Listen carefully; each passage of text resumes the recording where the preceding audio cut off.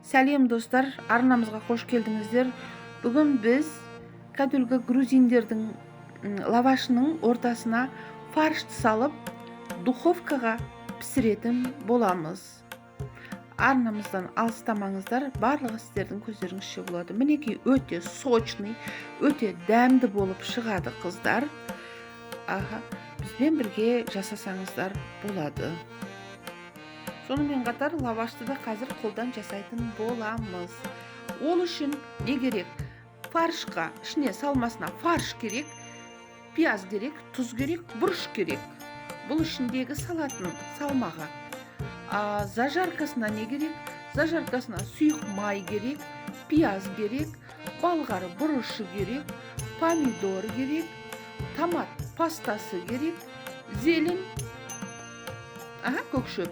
Одан кейін өзіңізге ұнаған кез келген приправалар. Қайсын салғыңыз келеді, солай. Одан кейін үшінші, қамырға не керек? Қамырға ұн керек, сұйық май керек, содан кейін тұздалған су керек, тұз қосылған су. Бұл лавашқа қыздар. Ең бірінші қамырымызды илеп алайық, лавашымызды тына берсін. Ол үшін ұнға сұйық майды құямыз. Қыздар, одан кейін мынау немізді комнатный температура тұздалған суымызды құйып, кәдімгі қамыр илеп аламыз. Қай нәрсе қанша грамм керек екенін барлығын толықтай описанияға жазып кететін боламын. Описанияны қарасаңыздар болады. Мінекей жұмсақ етіп қамырымды илегеннен кейін оны тындырып бетін жауып қойып қойдым. Енді мен фаршыма кірісемін. Екінші этап фаршым. Ең бірінші мынау пиязды ұсақтап турап, мына фаршқа су қоссаңыздар да болады. Мына пиязды через терку өткізсеңіздер де болады. Мен турадым, ұсақтап турап, тұздап, бұрыштап, жақсылап тұрып, араластырып, езіп, мұжып, араластырып, ары таман қоя тұрасыздар. Енді келесі біз зажаркамызды бастаймыз. Зажаркамызды ең бірінші балғар бұрышын тура осындай етіп, мінекей соломка етіп турап аласыздар. Содан кейін пиязды тоже осылай соломка етіп турап аласыздар. Сіздерге қалай ыңғайлы, солай тура берсеңіздер болады.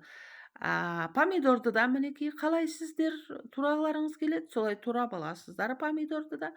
Бұл зажаркасы дайындалып жатқан.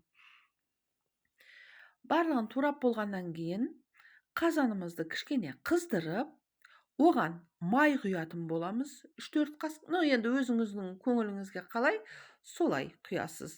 Одан кейін пиязыңызды қуырып аласыз кішкене шеті қызардау, сарғайдау деген кезде помидорды саласыз. Тағы да кішкене 1-2 минут қуырылғаннан кейін балғар бұрышын саласыз. Балғар бұрышын салып, тағы да 1-2 минут қуырылдау дегеннен кейін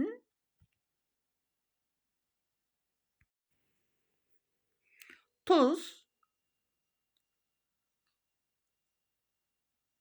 мынау дәмдеуіш, мынау чеснок деген дәмдеуіш, приправа, үгітілген чеснок, паприка,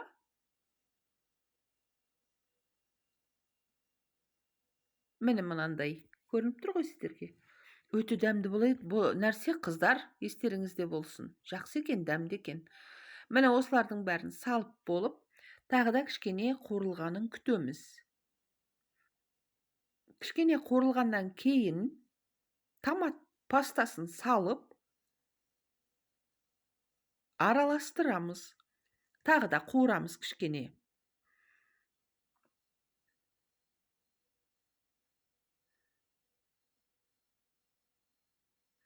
Енді қуырылып болып қалған кезде 1/2 кеседей су құямыздағы, бетін жауып, астын өшіріп, қойып қоямыз.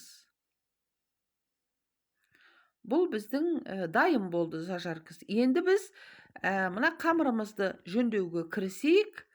Мінекей, қамырымызды өсіліп, дөңгелетіп дөңгөлөтүп аламыз. Былай кылып кесип алгандан кийин кыздар, бул әлгі шығыс пен солтүстіктің жеті шелпегінің үлкендігіндей болсын. Жұқалығы одан да жұқа болсын. Өте жұқа болғаны дұрыс. Қыздар,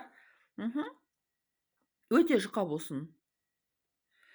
Мінекей, тура сондай қылып жайып аламыз тағы да. Жұп-жұқа етіп, дөңгөлек етіп жайып, міне мынандай жұп-жұқа болсын. Тіпті бұдан да жұқа болуы керек. Сіздерге көрініп тұр ғой барлығы, иә? Қыздар, бұл тағамды сіздер егер ерінетін болсаңыздар, немесе істемейтін болсаңыздар, мынандай лавашты кәдімгі дүкеннен сатып алсаңыздар да болады. Мінекей, мына таба қызып тұр, қыздар. Табаны мен майлаған жоқпын. Құп-құрғақ, сол қалпы.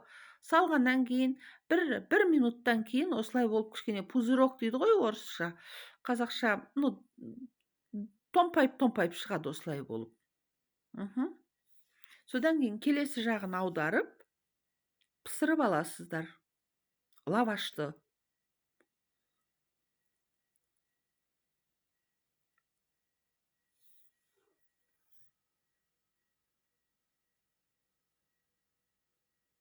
Міне, лавашымыз дайын болды. Қыздар, бірнеше лаваштың каждыйын пісірғанымды көрсетпей ақ қояйын, я пісіргенімді көрсетпей ақ қояйын. Ең бірінші біреуін көрсеттім. Тура осылай етіп, мінекей барлығын пісіріп алатын боласыздар. Лавашымыз біздің жұмсақ болады, өте жұмсақ. Мінекей осылай болып сынбайды, бүктеледі. Бұл сәлден кейін бұдан да жұмсақ болады.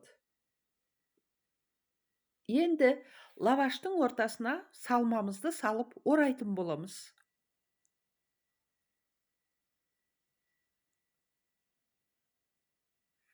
Мінекей көрініп тұр ғой сіздерге. Тура осылай етіп, орап,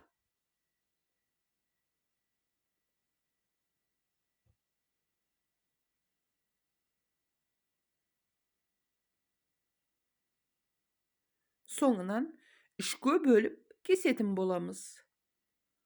Қыздар, бір штугын ғана көрсетемін сіздерге. Барлығына көп уақыт кетеді. Мінекей, осылай үшке бөліп жинай береміз барлығын.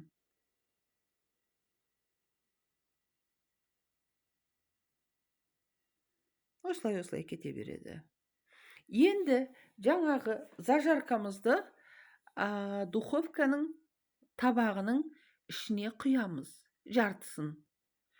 Астына, жаңағы тағамымыздың астына бір жайып шығамыз, содан кейін үстінен тағы да жаятын боламыз. Міне өздеріңіз көріп тұрғандай, астынан бір жайып шықтым. Үстіне қойып жатырмын, мінекей лавашымды, фаршталған лавашты қойып жатырмын.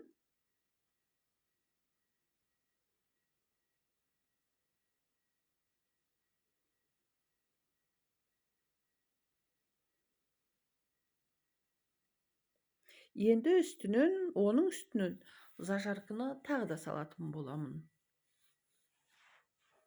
Толық, бәріне жететіндей етіп. Енді қыздар, бұл жерде бір қызық. Ең бірінші мынаны қазір бір қызып тұрған 180 градуста қызып тұрған духовкаға кішкене жоғары жағына қарай бір 15 минутқа қойып аласыздар. 15 минуттан кейін алып, фольгамен жауып,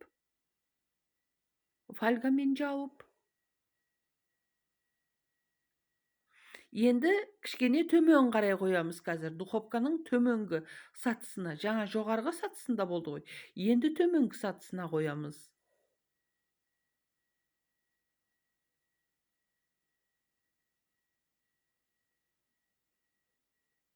Мінекей. Енді бұл жерде шамамен 25-30 минут тұратын болсын. Сонда бар жиыны 180 градуста 40-45 минут тұратын болсын. Мінекей біз пісайын деп қалды тамағымыз, енді дайындалып жатырмыз. Тағамымыз пісті. Қазір алып осы табаққа салатын боламыз.